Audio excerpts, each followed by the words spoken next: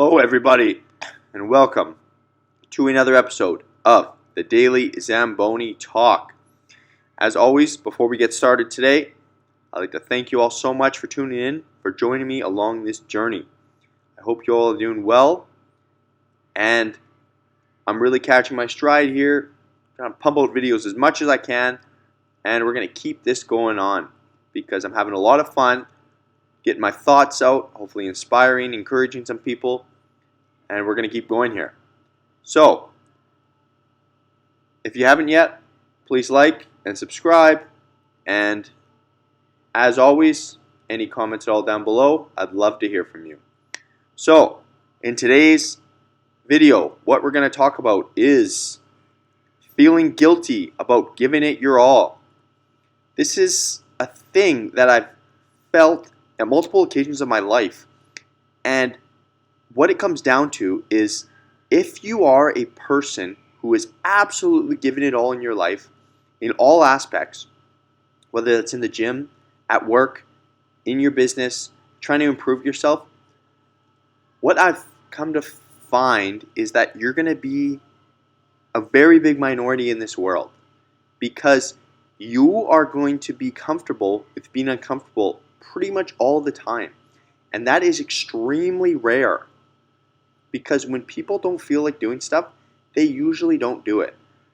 But I have predicated my life, and I know a lot of other successful people have as well, on not caring what they feel like at all, just doing things because they need to be done. And that is really the differential of what makes you successful or not, right? But the subject I'm getting into is not so much on that, but the fact that sometimes you can feel guilty or people look at you a certain way if you're really working hard. And I feel this way in the gym as I've really trained, for those of you familiar with fitness, I've really trained progressive overload strength for a while now, and I've gotten to be quite strong. I'm certainly one of the stronger people in my gym, and my gym is full of very competitive bodybuilders and powerlifters and people that weigh a lot more than me. But I tend to be one of the strongest ones there because of my consistency and my work ethic. But sometimes when I'm picking up big weight or I'm going deep into a set, I notice I get some looks because for some people it is cooler to not give it your all and to just, they go in there and they'll talk to girls or they'll be on their phone or whatever the case may be, and they try to act like they're cool by not working so hard. And they'll give you looks. They will maybe even laugh at you for what you're doing. The fact that you're pushing yourself to the absolute limit. And really, as weird as that is, and as uncomfortable as that can be at times, what that does is that reassures me that I'm doing the right thing. Because when people say, oh, you're crazy, this is crazy what you're doing, I don't know how you do that, that's not healthy, that's not good, whatever the case may be, I usually know that I'm onto something. Because if I'm doing things the way the rest of society is, the 95 to 99% of other people are doing, I know that I'm not going to be successful. Like, the average person doesn't have any spare money to their name, they're overweight, they're out of shape, they don't have any charisma, they don't have any speaking skills. That is the average person, right? So, I know that if people are giving me that certain look, that I'm onto something. And this goes the same way with my work as well. I tell people that I'm busy all the time, that I can't do stuff because of how much I work, and that people don't even believe what I do, but I show them my schedule, and all I hear from people constantly is, that's unhealthy, that's not sustainable, you're not going to be able to do this, this is crazy, nobody can work this many hours. And then I turn around and say, no, that is not true. All those statements are correct for you right now because of your limiting mindset, but do not couple me into that sentence because I've been this way since I was young. And it's not always to do with work, but some endeavor in my life, whether it was when I was playing competitive hockey or bodybuilding or making money or anything along those lines, I have to be the best And if I'm not, I will work until I am. That is what I have. I don't have an over amount of talent in anything particular in life, but I do have a very sickening amount of work ethic, and you cannot show up more and more consistently than me, because I know it's not possible. Because I don't ever sleep in. I don't really ever do anything. I go out and party and have a good time a couple times a year. And more so, I use that as a networking event as well. But that is pretty much my life and the way I live it. And people have, over the years, family members, loved ones, friends, all these people that see you achieving your dreams and reminds them of the work they did not do or that they cannot do right now because of their negative mindset.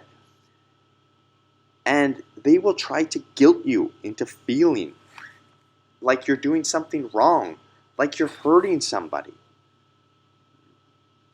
And it is really crazy how life works this way. But that is kind of the generation we live in, is that hard work is vilified by a lot of people because by overworking or overdoing stuff or working too hard, people think somehow that you're either toxic or you're damaging to society or anything along those lines. I've heard it all. So, as always with these videos, the point I'm trying to get across is if you have something in your life and you are really pushing for it and you're not doing anything illegal or physically harming anybody to get what you want, then do not ever feel guilty about working too much, about working too hard. Where you go up, and if you've worked yourself up to go pick up those 200-pound dumbbells, and everybody's giving you a crazy look doing it, and they're telling you that you're going to kill yourself, you're going to hurt your back, you're going to do this, you're going to do that. All I can think is that the person that's saying this, if they were really sure about their life and they were really going after the life mission, like I know I am. I know I have to make some tweaks in certain things. I have to get some other businesses going, but I know I'm on the path to get where I want to go. I would just encourage that person that's awesome, and you're killing it. Or to the girl, you're killing it. That's awesome. Keep going with that. Not, ugh, look at them. They're crazy doing that. Let's all sit here and laugh at them and point at them. That is the kind of mindset that needs to be adopted. And I guess subconsciously I have this in my mind because I was raised primarily working with my grandfather, and he was an immigrant who came here from Italy and couldn't speak any English, and he was a bricklayer, and he worked and worked and worked, didn't really make a whole lot of money, but he would save up for a house, buy a house, and rinse and repeat every couple of years until he had a really large real estate portfolio in one of the most expensive cities in the world.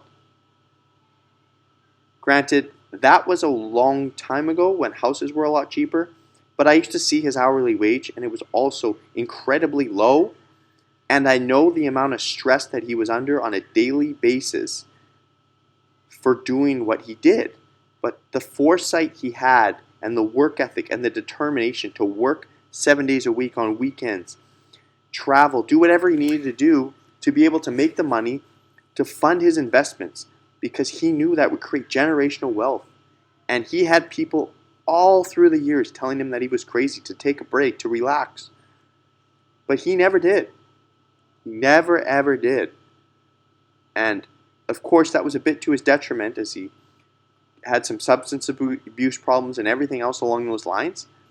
But I always said that if I can take his good attributes and keep myself healthy in all aspects of life, it's healthy relationships, a healthy body, healthy mind, then I know I can conquer the world, because I saw him do it when all the odds were against him. And I remember the hardships that he went through. I remember back in the 80s, I wasn't alive obviously, but back in the 80s when he had a real estate deal where he lost $100,000 back in the 80s. I mean, even today that would be a tremendous amount of money to lose. But he lost that in a day. And he bounced back from that and got up stronger, learned from his mistake, and kept on his mission. And he had people telling him the whole way that real estate was overvalued back then, when a house was $100,000 and now it's $2 million. He had people in his ear the whole time telling him what he was doing was crazy and to feel guilty for what he was doing. But he knew subconsciously, because even at the time he didn't know exactly where things were going to go, but he knew subconsciously he was making positive actions every day that were going to achieve what he wanted out of life.